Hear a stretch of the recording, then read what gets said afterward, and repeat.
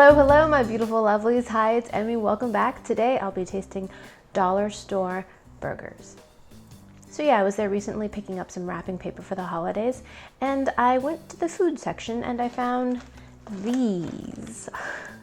This will be my first dollar store taste test. If you want to see more, be sure to like this video so I know it. Let's begin with the classic cheeseburger. So this is made by the Fast Bites company. This is cheeseburger. It says beef patty with cheese product on a bun. Okay, let's see what's inside this. There's our burger. Pretty tiny. Open one end and nuke for 70 to 80 seconds. All right, be right back. While my burger is nuking, I should mention I did a burger versus taste off. If you missed that video, I should put the link somewhere up here and down below. I tasted In-N-Out versus Five Guys. So if you're a burger aficionado, be sure to check out that video and let me know if you think my choice was legit. All right, let me go get my burger. And we are back. Here is my burger.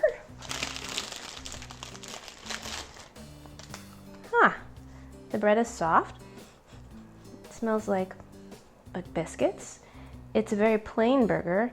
Looks like there's just the cheese, and here's the burger patty, which has flame broiled marks on it, but I do have to say it looks a little bit light in color. There is no flavoring on that, so I'm gonna grab some ketchup just in case. Where's my ketchup? Ketchup? We have ketchup in this household. I have toddlers. Oh, here it is. I'm gonna give it a cut in half so you can see it. I have to say there's a lot of bun to meat ratio in that. Yeah, you know, that's pretty close. Itadakimasu.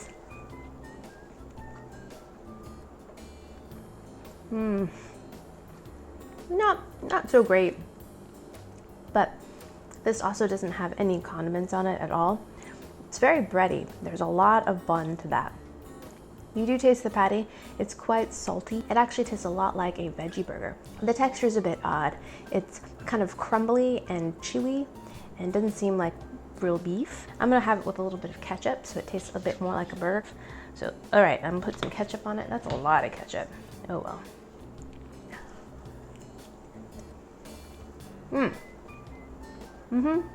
To me, the addition of ketchup definitely pushes this into the realm of hamburger because it's such a familiar and appropriate flavor. This is actually not that bad. It tastes a lot like a veggie burger. Next, let's make the fish and cheese sandwich. One of my favorite sandwiches from McDonald's growing up was the filet-o-fish. So let's see how this one goes. The filet is made out of pollock.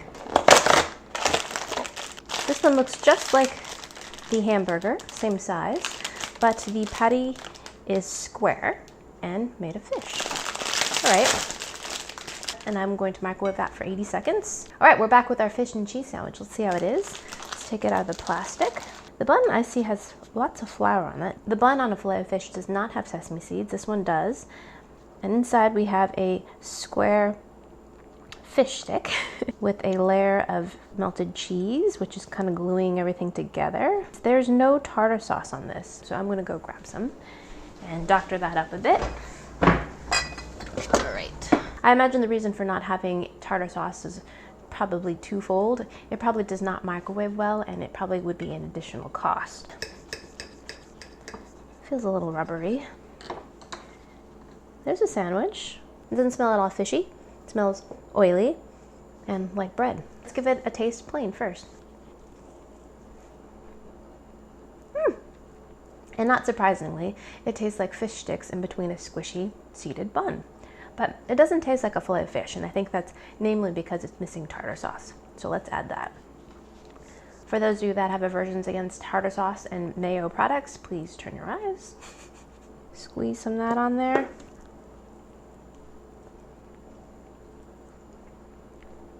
It actually tastes a lot like a fillet of fish. Now, although this is still breadier, there's definitely more bread to fish ratio than a filet fish sandwich. And yeah, for $1, not bad. The last one we're gonna try is this one, and this is the spicy chicken sandwich. The reason why I got this is because the spicy crispy chicken sandwich over at Jack & Bon's was a favorite of mine. I actually haven't had one in years. I don't even know if they have it on the menu anymore, but I used to love it. This looks like it's gonna be pretty bare bones.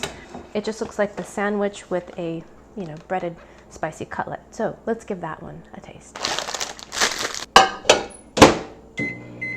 Let's take this out of the bag. pretty hot. It actually has a very generous chicken patty in there. Nothing else to it than that. It looks like the coating has a little bit of an orange tinge to it, so that's probably where the spice is. So it says chicken breast with rib meat, so at least it's not mechanically removed chicken.